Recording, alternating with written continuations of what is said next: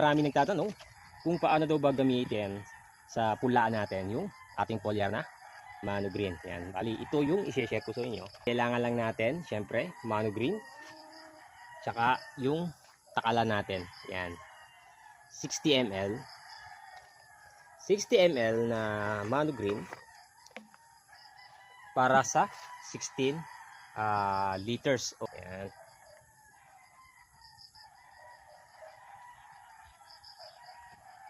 Tapos, lagay lang natin dito, tsaka lagyan natin ng tubig. After natin malagyan ng tubig, pwede na natin siyang gamitin sa ating mga punla.